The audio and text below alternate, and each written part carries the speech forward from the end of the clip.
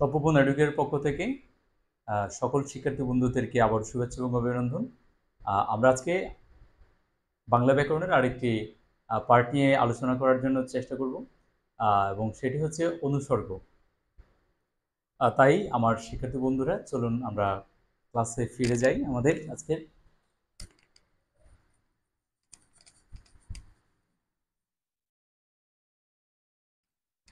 আমরা বাংলা ব্যাকরণের খুবই ছোট তবে খুবই গুরুত্বপূর্ণ একটি অংশ, আর সেটি হচ্ছে অনুসর্গ। অনুসর্গ নিয়ে একটু আজকে জানার চেষ্টা করি।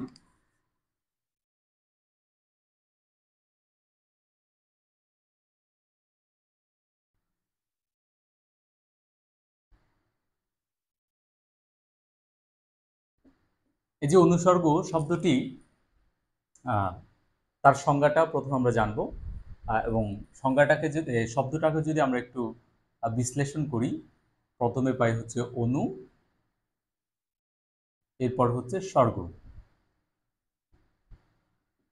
অনু শব্দের অর্থ হচ্ছে পশ্চাতে,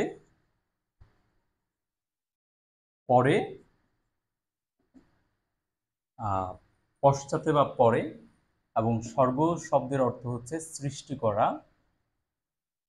সৃষ্টি বা ব্যবহার। তাহলে সংজ্ঞাটা দাঁড়ায় হচ্ছে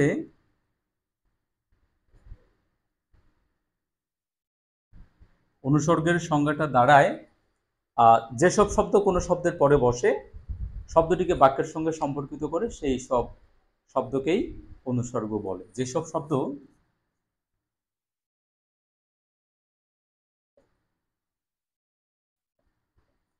শব্দ কোনো শব্দের পরে বসে,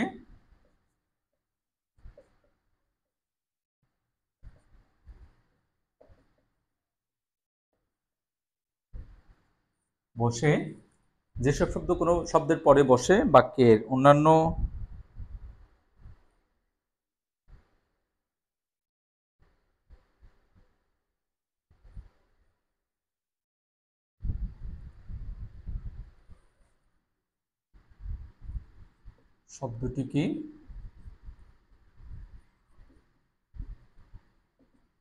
শব্দটিকে বাক্যের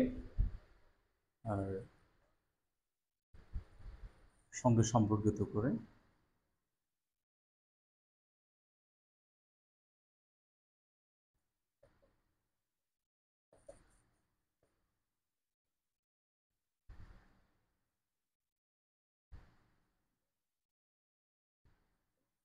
বলে।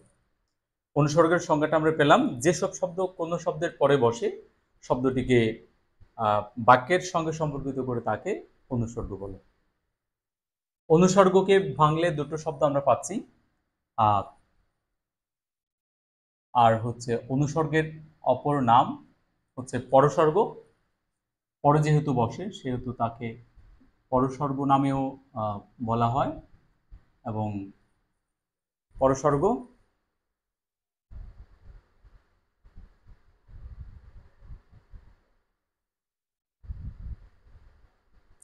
কর্মপ্রবচনীয় বা সম্বন্ধীয়। পরসর্গ কর্মপ্রবচনীয়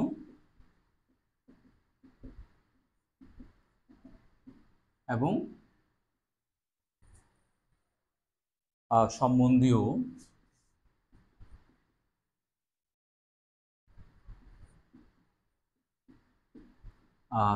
নামেও উপসর্গকে ডাকা হয়। তাহলে এখানে আরেকটি বিষয় আমরা দেখতে পাচ্ছি, সেটি হচ্ছে যেসব শব্দ কোনো শব্দের পরে বসে শব্দটিকে বাক্যের সঙ্গে সম্পর্কিত করে তাকে অনুসর্গ বলে, এবং অনুসর্গের সাথে বিভক্তির একটা কানেকশন আমরা দেখতে পাই। সেটি হচ্ছে কানেকশন বলতে এটি বিভক্তি হচ্ছে শব্দের সাথে যুক্ত হয় এবং অনুসর্গ হচ্ছে বাক্যে স্বাধীনভাবে যুক্ত হয়। এখন যদি আমাকে বলা হয় বিভক্তি এবং অনুসর্গের মধ্যে পার্থক্যের বিষয়টা কি হতে পারে, তখন আমরা কি বলবো? তখন আমরা কি বলতে পারি? তখন আমরা বলবো হচ্ছে বিভক্তি সবসময় শব্দের সাথে যুক্ত হয়, তবে অনুসর্গ শব্দ শব্দের সাথে নয়, সেটা আলাদাভাবে যুক্ত হয়। এবং বিভক্তির কিন্তু কোনো আলাদা অর্থ নেই। যেমন আমি এখানে একটু লিখি, হাত, হাতে, হাতে মানে হচ্ছে হাত যোগ এ। এখানে এই শব্দটি হচ্ছে বিভক্তি, এটি হচ্ছে বিভক্তি। এখানে এই এর আলাদা কোনো অর্থ নেই, এই হচ্ছে বিভক্তি। তবে অনুসর্গের আলাদা কিন্তু একটা অর্থ আমরা পাই, মিনিং আমরা পাই। সো বিভক্তি এবং অনুসর্গের মধ্যে যদি কোনো পার্থক্য আমাদেরকে কেউ জিজ্ঞেস করে, তাহলে আমাকে এটি বলতে হবে। এখন আমরা একটু যাব বিভক্তির প্রকারভেদে।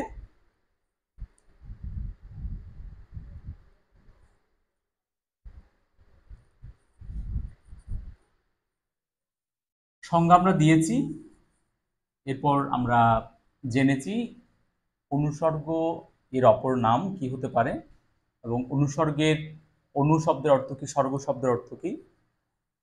এরপর আমরা একটা এক্সাম্পল আমরা দেই, তারপর আমরা দেখতে পারবো আরো। সে কাজ ছাড়া কিছুই বোঝে না, সে কাজ ছাড়া কিছুই বোঝে না, বোঝে না।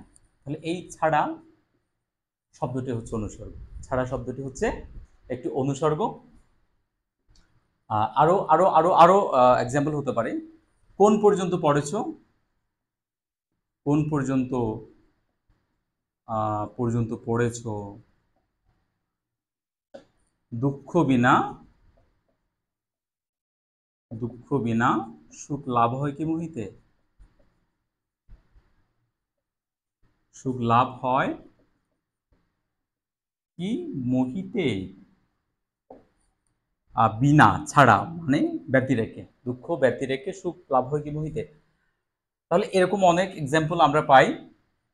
এবং যে শব্দগুলো অনুসর্গ হিসেবে ব্যবহৃত হয় সেগুলো হচ্ছে অপেক্ষা, আমরা এদিকে লিখতে পারি অপেক্ষা, অবধি, জন্য, পানে, হ্যাঁ, আর ছাড়া, তারপর এখানে আমরা লিখলাম হচ্ছে বিনা, বিনা। আরো আরো আছে আগে, উপরে, অভিমুখে, অভিমুখে,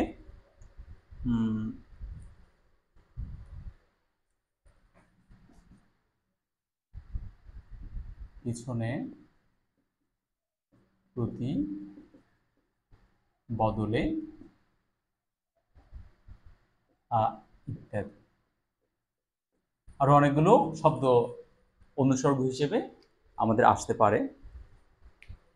এখন আমরা একটু জানার চেষ্টা করব অনুসর্গ কোথায় বসে। আমরা বললাম যে শব্দের পরে বসে অনুসর্গ,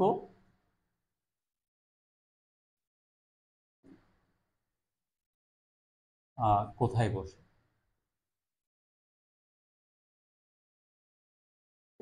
এক, শব্দের বিশেষ্য, দুই, সর্বনাম, তিন, প্রাতিপদিক, চার, কে এবং র বিভক্তি পরে। সাধারণত অনুসর্গ বাক্যের মধ্যে বসে হচ্ছে বিশেষ্য, সর্বনাম, প্রাতিপদিক এবং কে এবং র বিভক্তির পরে। আমরা জানি বিশেষ হচ্ছে কোনো কিছুর নাম, সর্বনাম হচ্ছে সেই বিশেষ্য এর পরিবর্তে যেটি থাকবে সেটি, এবং প্রাতিপদিক এটি একটু আমাদের জানতে হবে, এটি খুবই গুরুত্বপূর্ণ একটি গ্রামারের অংশ। এবং কিছুদিন আগের যে বাংলাদেশ ব্যাংকের ক্যাশিয়ার পদের যে পরীক্ষা, সেখানে আমরা দেখতে পেলাম এই শব্দটি এসেছে। প্রাতিপদিক কি? এবং প্রাতিপদিক হচ্ছে বিভক্তিহীন নাম শব্দ। বিভক্তিহীন নাম শব্দ। বিভক্তিহীন নাম শব্দকে বলা হয় প্রাতিপদিক। যেমন আমি একটু আগে লিখেছি হাতে, তাহলে হাতকে ভাঙলে আমরা পাই হাত যোগ এ, হাত যোগ এ, এবং এখানে এই শব্দটি হচ্ছে বিভক্তি এবং হাতটি হচ্ছে মূল শব্দ। এটি হচ্ছে মূল শব্দ এবং এই হাতটি হচ্ছে আবার প্রাতিপদিক, মানে হচ্ছে এখানে কোনো কি নেই, এখানে কোনো এই হাত শব্দে কোনো বিভক্তি নেই। তাহলে নাম বিভক্তির নাম শব্দই হচ্ছে প্রাতিপদিক। বিভক্তির নাম শব্দ হচ্ছে প্রাতিপদিক। তাহলে আমরা দেখতে পাচ্ছি অনুসর্গের বাক্যে অনুসর্গের অবস্থান হচ্ছে বিশেষ্যের পরে, সর্বনামের পরে, প্রাতিপদিকের পরে এবং কে এবং র বিভক্তির পরে। আমরা যেই উদাহরণগুলো আমরা দিয়েছিলাম, আমরা আরো কয়েকটি উদাহরণের মাধ্যমে একটু দেখব যে আসলেই বিভক্তি এদের পরে বসছে কিনা, সেগুলো একটু আমরা আর একটু উদাহরণের মাধ্যমে দেখার চেষ্টা করব। যেমন তোমাকে দিয়ে এ কাজ হবে না, এ কাজ হবে না। 2, সে পরীক্ষার জন্য পড়ছে, সে পরীক্ষার জন্য পড়ছে। আজ বাংলাদেশ বনাম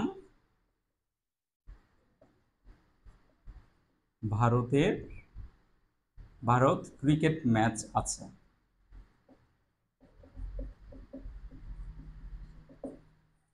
বনাম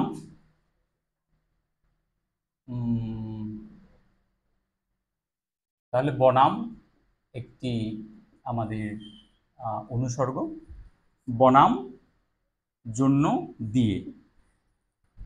তাহলে এখানে আমরা একটু দেখার চেষ্টা করব যে বিভক্তি কে এবং র বিভক্তির যে পরে বসে তার উদাহরণ। তোমাকে দিয়ে কাজ হবে না, তাহলে তোমাকের সাথে কে আছে?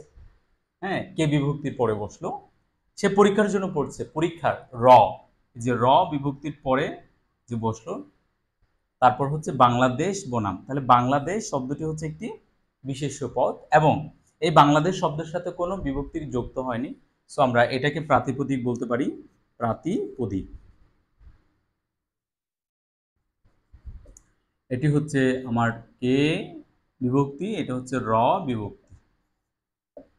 তাহলে ছাত্রছাত্রী বন্ধুরা, আমরা দেখতে পাচ্ছি বিভক্তির যে পজিশন, সে কোথায় কোথায় বসতে পারে, কার পরে বসতে পারে। আমরা যে বললাম সংজ্ঞার মধ্যে শব্দের পরে বসে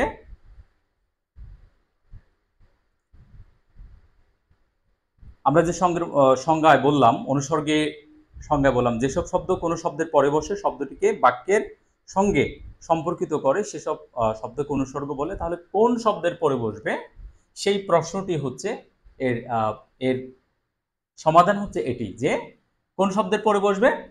4টে জিনিসের পরে বসবে, বিশেষ্য, সর্বনাম, প্রাতিপদিক এবং কে এবং র বিভক্তিযুক্ত শব্দের পরে। এখন আমরা ক্লাসিফিকেশন একটু যাব, বিভক্তির যে প্রকারভেদ সেটি নিয়ে একটু আমরা আলোচনা করব।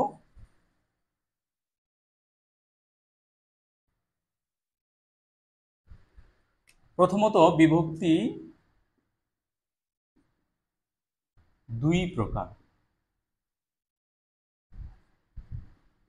প্রকার। এক, শব্দজাত বিভক্তি বা সাধারণ বিভক্তি।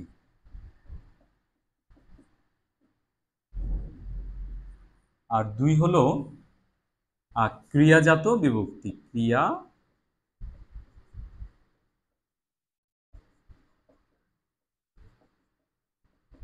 ক্রিয়াজাত বিভক্তি। এখন আমরা একটু জানার চেষ্টা করব শব্দজাত বিভক্তি কোনগুলো এবং বা সাধারণ বিভক্তি কোনগুলো এবং ক্রিয়াজাত বিভক্তি কোনগুলো।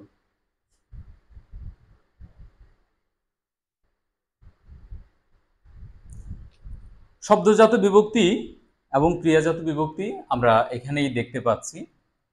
শব্দ এবং ক্রিয়া, তাহলে যে শব্দ দ্বারা কোনো কাজ করা বা ক্রিয়ার সাথে রিলেটেড কোনো শব্দ যদি থাকে সেটা ক্রিয়াজাত বিভক্তি হবে। যেমন আমরা এখানে দেখতে পাই পানে, উপরে, বিনা, অপেক্ষা, অবধি, আগে, ছাড়া, এরপরে ছিল কি প্রতি, বদলে, অভিমুখে। এখানের মধ্যে আমরা দেখতে পাচ্ছি কোনো ক্রিয়া বোঝাচ্ছে এমন কোনো শব্দ নেই, কিন্তু অনেকগুলো শব্দ আছে যেগুলো ক্রিয়ার মতো কাজ করে, ক্রিয়ার মতো বোঝাবে, সেগুলো কিন্তু ক্রিয়াজাত বিভক্তি। আমরা আমরা আরো উদাহরণের মাধ্যমে জানতে পারি বিষয়টা। সেটি হচ্ছে, আমরা একটা এক্সাম্পল দিই।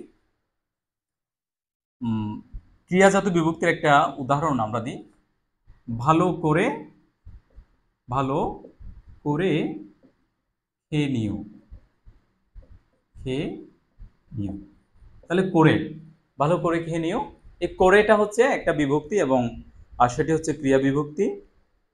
তারপর হচ্ছে আরো একটা এক্সাম্পল হতে পারে, মন দিয়ে পড়াশোনা করো, মন দিয়ে পড়াশোনা করো, মন দিয়ে পড়াশোনা করো, তাহলে দিয়ে, করে, এ হচ্ছে ক্রিয়াজাত বিভক্তি।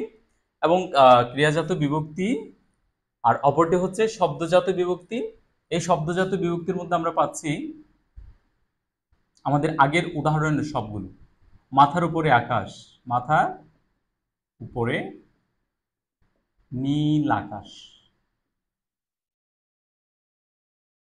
নীল আকাশ, তাহলে উপরে, এটি দ্বারা কিন্তু কোনো কাজের সাথে এটা রিলেটেড নয়, অথচ আমরা এটাকে বলবো হচ্ছে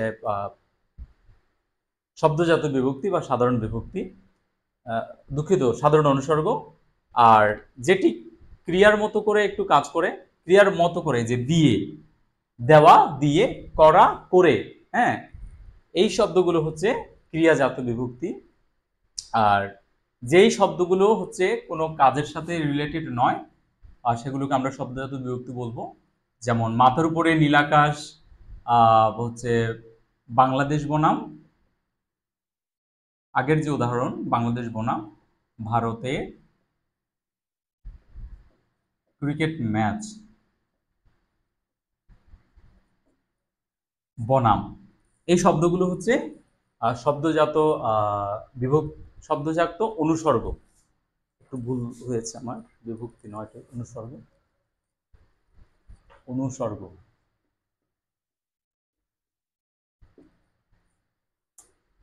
বিভক্তি নয়, ক্রিয়াজাত অনুসর্গ আর শব্দজাত অনুসর্গ।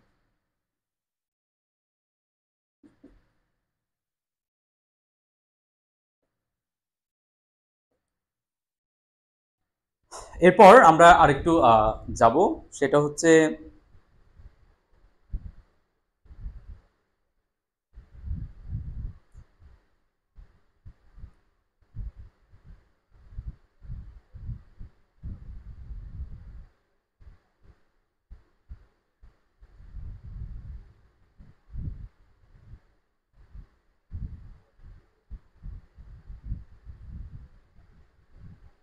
আরেকটি ক্লাসিফিকেশন, সেটা হচ্ছে শব্দজাত বিভক্তি, শব্দজাত অনুসর্গ।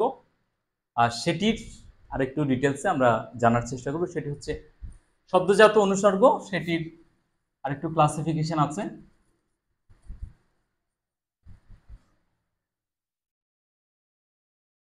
শব্দজাত অনুসর্গ, অনুসর্গ,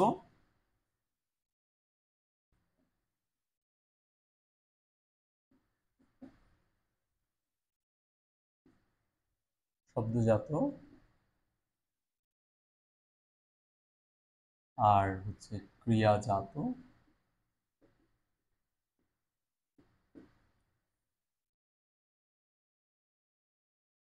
এর মধ্য থেকে আবার তৎসম,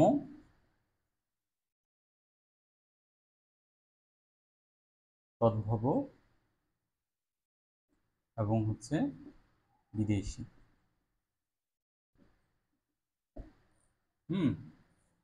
শব্দজাত ক্রিয়াজাত অনুসর্গ অনুসর্গ তাহলে শব্দজাত অনুসর্গ আবার তিন ভাগে বিভক্ত, সেটা হচ্ছে তৎসম, তদ্ভব এবং বিদেশি উপসর্গ, বিদেশি অনুসর্গ। আমাদের যে সকল শব্দ তৎসম বা সংস্কৃত অনুসর্গ সেগুলো হচ্ছে কর্তৃক, আমরা একটু লিখে রাখি, কর্তৃক,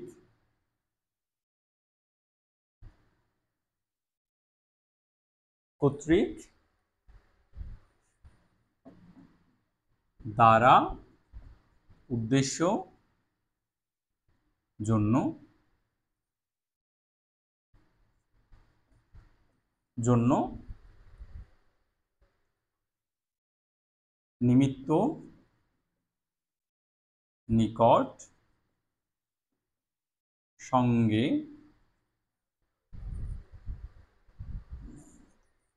ন্যায়, মতো, অপেক্ষা, প্রতি,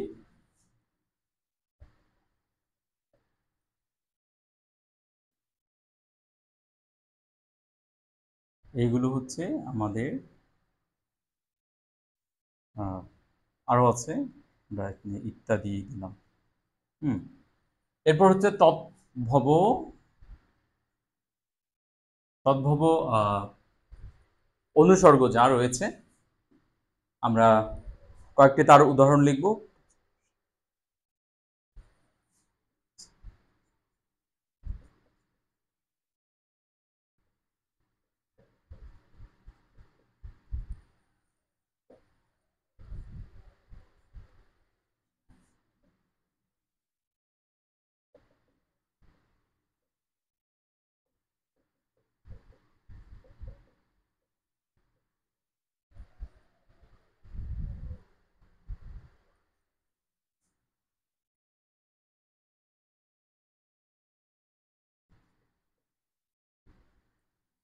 এগুলো হচ্ছে তদ্ভব অনুসর্গের উদাহরণ।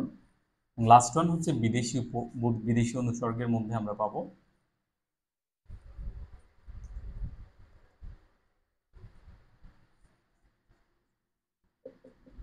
দরুন, বাবর, বনাম,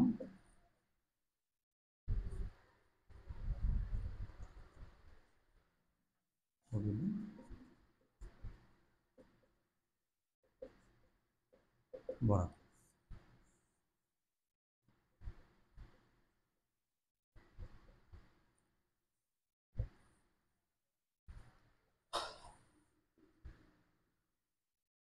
অনুসর্গের ব্যাপারে আমাদের ছিল এই ব্যাপারগুলো, এই বিষয়গুলো।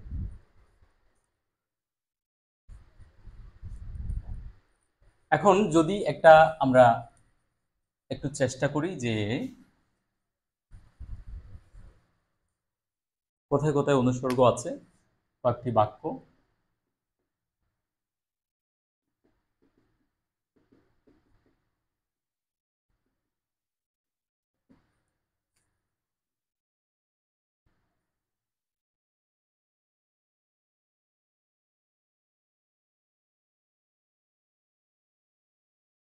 সৌভিক অপেক্ষা সৌমিত্র ভালো।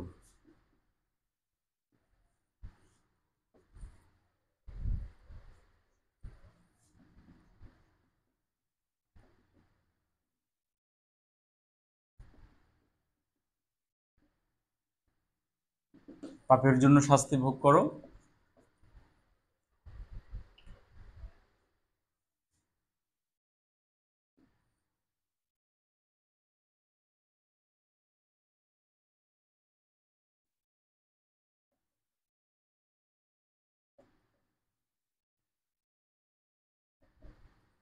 এই চারটি বাক্যের মধ্যে আমরা যদি একটু চেষ্টা করি কোথায় কোথায় এখানে উপসর্গ অনুসর্গ আছে, তাহলে একটু বলার চেষ্টা করো। দিয়ে, অপেক্ষা, জন্য, বিনা, এ হলো অনুসর্গ। শিক্ষার্থী বন্ধুরা, আমরা চেষ্টা করেছি আজকে এই বিষয়গুলো নিয়ে একটু কথা বলার জন্য। অনুসর্গ, এরপরও যদি কোনো বিষয় না বোঝার মধ্যে থাকে তোমরা কমেন্ট বক্সে একটু জানিয়ে দিবে, আমি চেষ্টা করব তোমাদেরকে বিষয়টি ক্লিয়ার করে দেওয়ার জন্য।